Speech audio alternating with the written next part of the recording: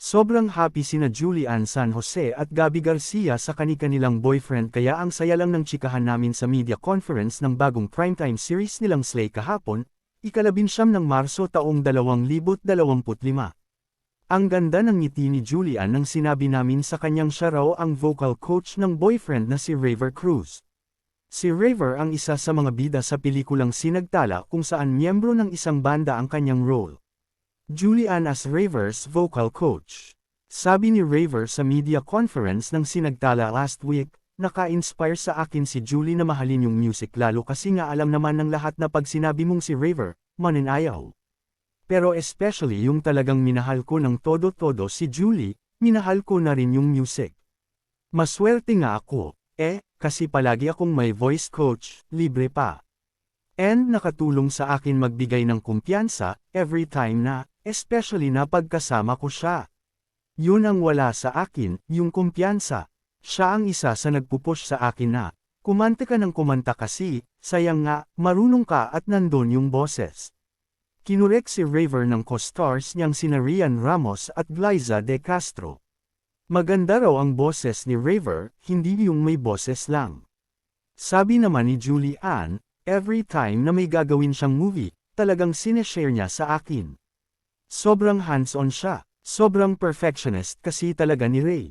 Naniniwala kasi ako na nananalaytay talaga sa dugo niya ang isang pagiging music hero, as a Cruz.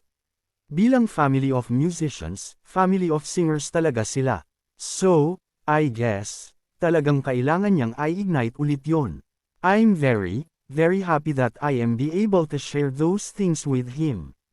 And sobrang nakaka-proud talaga siya.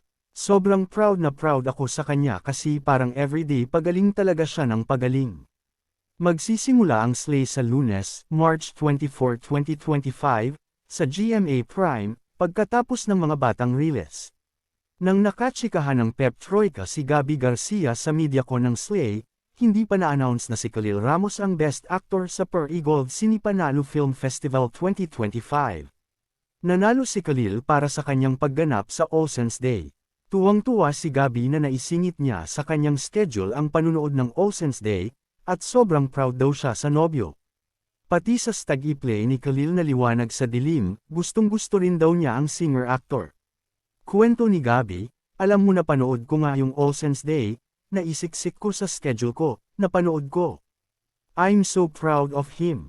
Kahit no bias, kahit hindi ko siya jowa, whenever I watch him perform, sa theater man yan o sa pelikula, lalo na itong Liwanag sa Dilim at yung All Saints Day, ang galing-galing talaga.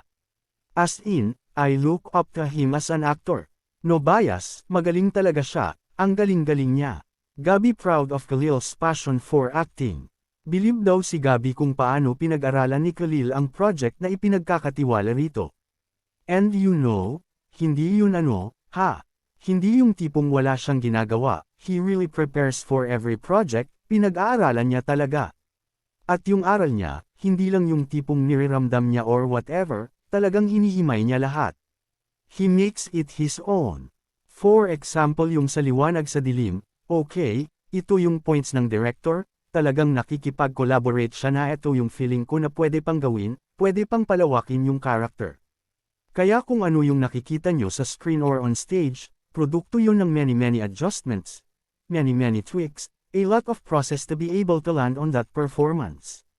Kapag nakikita ko siya, iba talaga yung takbo ng utak niya when it comes to his craft, sabi pa ni Gabby. Tabla ang Best Actor sa inaugural edition ng Per Eagle Sinipanalo Film Fest last year sa Gateway Mall, Cubao, Quezon City. Wagi si Jeff Moses for Under API Moon, at si Carlos Sigion Reyna for Pushcart Tales. Sa sophomore edition ng Sinipanalo ay tabla uli ang Best Actor. Wagi si Khalil Ramos for All Saints Day, at si JP Larroder for Tigkiliwi. Nakatsikahan ko sandali si Khalil sa green carpet, habang kauumpisa pa lang ng award ceremony nitong ika-19 ng Marso, Miyerkules, sa The Elements, Eaton Centris, Quezon City. Sinabi ko kay Khalil na yamado siyang mag-Best Actor. Ang galing ng nuances niya. Very different yung film na ito sa mga nagawa ko in the past. It's a more subtle performance, sambit ni Khalil. So I really had kasi, manipis lang yung script namin, eh. Ang ganda ng dynamics nila ni Romnick Sarmenta. Yes, grabe kasi si Kuya Nick. Alam naman ng lahat kung gaano siya kahusay na aktor. Napaka-giving niya, sobrang generous ni Kuya Nick. Hindi ko magagawa yun kung wala siya. Masaya si Khalil na dumalo sa awards night ng Per Eagle Sinipanalo 2025. Anya, it's always nice to attend sa awards night. It's a celebration of Filipino films. Nakakatuwa na kahit papaano, buhay ang industriya natin, ang pelikulang Pilipino. Thanks to Per Eagle Sinipanalo for giving us a platform to be able to communicate stories that we want to tell.